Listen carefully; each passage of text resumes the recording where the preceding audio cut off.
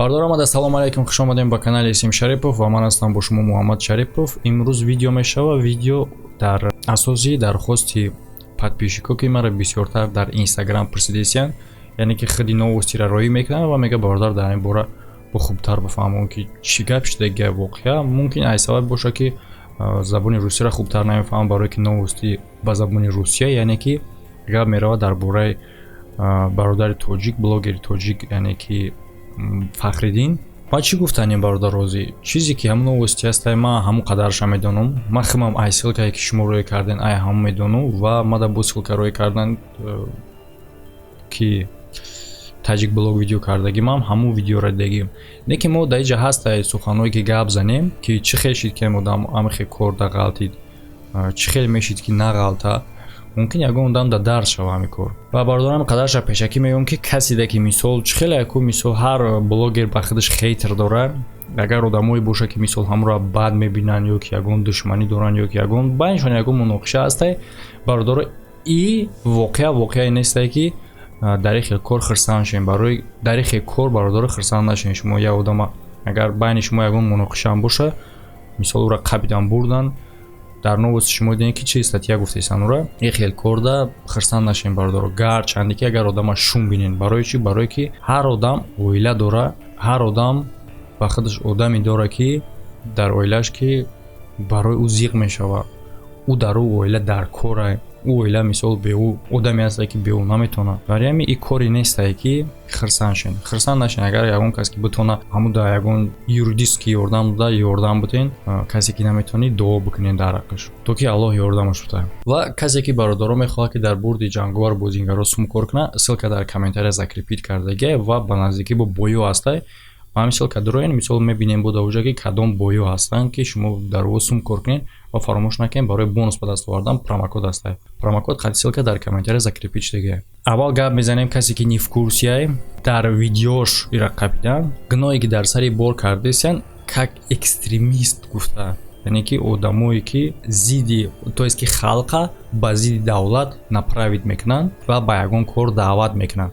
Размещать фейковые новости, оскорблять россиян и призывать подписчиков, таких же мигрантов, как он, к беспорядкам. Чем он пугал своих земляков, выяснил Илья Ушенин. Асоси гапира дар чӣ кардесан ки ту одаморо призиват кардӣ. Як видеоша мондагиян, дар амуҷа кадом муҳоҷира задагиян ва гуфтесае ки перевод кардагиян. Амҷа переводша фақат ба забони русӣ гӯш кардам. Амҷа перевод кардестан ки мисоли гуфтае ки агар ки ту мард бошӣ, ҳамон одама мекушӣ. Мужской поступок, да? Он должен для себя совершить мужской поступок и должен убить этого русского. Ҳамон одаме ки мисолира зада. Ва дар як чиз дигааш ки одаморо барои коронавирус именно муҳоҷирора мекушанд, дорушон мезананд, 6 моҳ срок дора, мисол 6 моҳ пас мепаранд. Гуфта ҳамин хел призиват, и гапа гуфтанаш ягай, но баъдан призиват кардагие ки отказ кунем. Ва дар оҷа савол метавонам, мегӯяд ту ки ту ҳақ дорӣ ки одаморо бугӯӣ ки отказ кунем. Потому что этим вакцинациям вам сделают вакцину, и ваш срок действия будет 3-6 месяцев. Кто по специальности? Медбрат. Медбрат? Да. У вас высшего образования даже нет, вы медбрат. Какое вы имеете право рекомендовать гражданам публично отказываться от вакцинации? У вас образование клизму ставить. Дар иҷа як гапай бародаро, бисёри блогерои навичокда ё ки дигар одамода, бародаро одами оддӣ ай блогер фарқ дора ва як гапа гуфтан ай призиват кардан фарқ дора. Мисол ту просто наметавонӣ бугӯӣ ки фалон кор безебай и дигай ва бугӯӣ ки фалон кор безебай, не ки накунен, ҳама каса отказ кунен, бунтават кунен, накунен, и дигай, и призиват мешавад. Бо дигин вариант ки одами оддӣ ҳами гапа бига дигай ва блогер бига дигай. Барои чӣ? Барое ки одами оддира мисол гӯшкунандаша шумо фикр кунен ки чанд одамай ӯро гӯш мекунад гапи ӯра ва блогера чандин одам гӯш мекунад. Яъне ки блогер дар количествои одамои бисёр дахолат чӣ мекунад, таъсир мерасонад. Мисол як блогере ки 1 миллион подписчик дошта бошад, например мегем, агар айбан 1 миллион, агар 100,000 ҳамун конкретни балечкиш боша, чизе ки ӯ бига мекунанд ӯ. Ҳамин хотир мақсад блогер яъне ки одами обществения. Барои ҳамин бояд каждый суханта бояд аҳамият битӣ. Ва и бародар да именно ҳамин проблема чӣ хел шида ки шумо бисёротон медонед, и камтар пофигист буд. Мисол гапа мегуфт последствияша интизор нашида мисол фикр намекард ки оқибати ҳам гап чӣ мешавад. любой гапа мегӯ. шумо ҳаматон медонед касе ки ҳамин одамо тамошо кунад, ами чӣ хел бигӯм камтар бефикриш, беандешагӣ ҳамин хел кор дар натиҷа шид. барои ҳамин вақте ки гапа гуфтен аҳамият бидед. мисолу любой гапа мегуфтак ва як хатогии дига дар ҳамин ҷа кардагие ки ҳамин хел рафтори ӯра блогерои рус мекунанд ва мисолу фикр кард ки хай ман гражданствои Россия дорум, хай блогерои рус ҳамин хел свобода слова, любой гапа мегӯянд, любой кор да призиват мекунанд. худон медонем ки боз як гапҳое ки ҳамира гуногор кардесанд каналҳои русия ҳастанд ки айда бадтаранд, реални айда бадтаранд. И фикр кард ки мисол ман хай как ҳамон мисол Россияда ҳамин хел свободна, любой хел гап мезанӣ, любой хел чӣ мекунӣ, ҳеҷ гап намешавад. Не бародаро, как никак разница дар мобайн ҳаст. бози дига видеоша, даже видеое ки тоҷикӣ кардагия, чизе ки нисбати русо гуфтагия, ягон гапи пасту баланд, ҳамаи аморо ба забони русӣ перевод кардагия. фикр мекунӣ ки як канали майдаак мисолно хай канали миллионинг нест, ира як ҷоза метид кардан. бародаро, вақте ки ягон корҳои калон мекунӣ, ягон корҳои глобалӣ мекунӣ, мисол против ягон чиз, ту дар сел меғалтӣ, ту дар чангак меғалтӣ. мисол айхе гирем агар корҳое ки ҳамхе калон кардагӣ чӣ буд будак обращение кардагӣ буд сохторҳои калонда, калони сохторҳои калони Россияда мисол қатъи амоно разбор кардагӣ буд барои муҳоҷиро. Блогер «На чем свет» поносил тех самых силовиков, которые сегодня пришли к нему с визитом. В феврале во время рядовой проверки рядом с мечетью Фахриддин устроил скандал с ОМОНом. Ираддагӣ биден шумо ҳамин хел корҳо бародаро ё мисол як чиза ҳеҷ намеган, просто ту дар сел меғалтӣ, ту уже дар курчок меғалтӣ.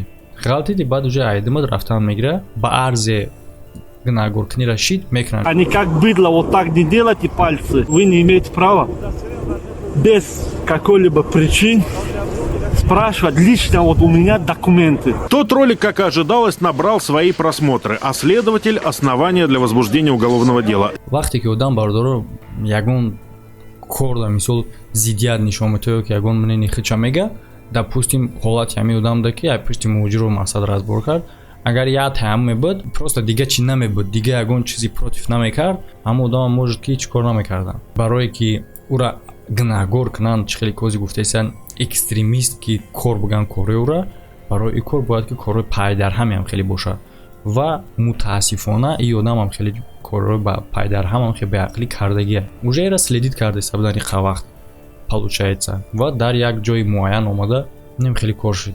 яъне ки бародаро дар охир чӣ гуфтанем, хитона аҳамият дитен, хитона нигоҳ кунен, каждый словатон аҳамият битен. мегам ку ҳар гап ҷо дора, ҳар гап вақту соат дора ва ҳар гап ҷо дора. гапира мешавад дар як ҷо бугӯй, ӯ гапа дар дига ҷо гуфта намешавад. гапира мешавад дар як вақт бугӯй, ӯра дар дига вақт гуфта намешавад. ҳамин чиза бидонен. и бародар да хай ягон одаме боша ки дар ҳамин соҳаҳо боша, юридиски агар ёрдам да битона марҳамат, хай кори хуб мешавад ва боқӣ Аллоҳ кӯмакш кунад. ҳама да хай бародаро то видеоҳои оянда. Сегодня задержан Фахриддин Мирзамуратов. Это обычный мигрант, который в поисках лучшей жизни приехал в Россию из Таджикистана. Работал на стройках и даже получил гражданство нашей страны. Ну а в какой-то момент почувствовал призвание к блогосфере. Но вместо уважения и благодарности к новой родине в своих публикациях стал размещать фейковые новости, оскорблять россиян и призывать подписчиков, таких же мигрантов, как он, к беспорядкам. Чем он пугал своих земляков, выяснил Илья Ушенин. Чтобы задержать подозреваемого, бойцам СОБРа не пришлось долго кружить по району. Оказалось, что Фахриддин Мирзамуратов живет и работает по одному адресу. В магазине «Оптика» он торгует контрафактными очками, а за стеной ведет свой экстремистский блог. Там он призывает своих соотечественников не подчиняться законам страны, в которую они приехали. В отношении вас возбуждено уголовное дело по статье 207 прим. 1 Уголовного кодекса Российской Федерации. Это вам понятно? Это распространение заведомо ложных сведений о значимой общественной информации. Видео, которое вызвало интерес силовиков, Фахриддин Мирзамуратов распространил в своем аккаунте совсем недавно. Обращение к землякам посмотрели несколько тысяч человек. И, судя по всему, многие прислушались. Ведь в среде мигрантов не так уж и много блогеров. Поэтому доверие к Фахриддину едва ли не стопроцентное. Сейчас будут делать вакцинацию по всей России. Всех нерусских будут делать уничтожение. Поэтому, если вам придут, даже деньги дадут, с работы уволят, что хотят, пусть делают, только вы не соглашайтесь ни на какую вакцинацию. Потому что этим вакцинациям вам сделают вакцину, и ваш срок действия будет 3-6 месяцев. Байки про коварных врачей, судя по всему, что называется, зашли. И вот Фахриддин размещает у себя уже обращение одного из блогеров-иностранцев, который тоже якобы говорит только правду. Вот дядьку закрыли на карантин, 30 человек в общаге. Взяли у всех мазок. На третий день один умер. И все 30 человек теперь температурят, короче. Не давайте близким тоже передайте, пусть не дают брать мазок. Вообще через них, с ихними этими, пусть не дают брать мазок. Заболели конкретно все. На вопросы, откуда вот это все, Фахриддин заявил, что знает, о чем говорит. Ведь он с медициной давно на «ты». Кто по специальности? Медбрат. Медбрат? Да. У вас высшего образования даже нет. Вы медбрат. Какое вы имеете право рекомендовать гражданам публично отказываться от вакцинации? У вас образование клизму ставить. Медбрат. А еще раньше популярный блогер призывал своих подписчиков и вовсе убивать. Речь шла о бытовом конфликте, в котором прораб на одной из строек избил приезжего. Мужской поступок, да? Он должен для себя совершить мужской поступок и должен убить этого русского, убить его вместе с его домочадцами. Если не убьешь, знай, что завтра в судный день ты предстанешь перед Аллахом милостивым и будешь в муках. Впрочем, сейчас в присутствии бойцов СОБРа Фахриддин опять словно ничего не помнит. Убей этого русского с всего семьей. Нет, я не сказал такое. Ну как мне сказали. В публичном доступе ваше видео.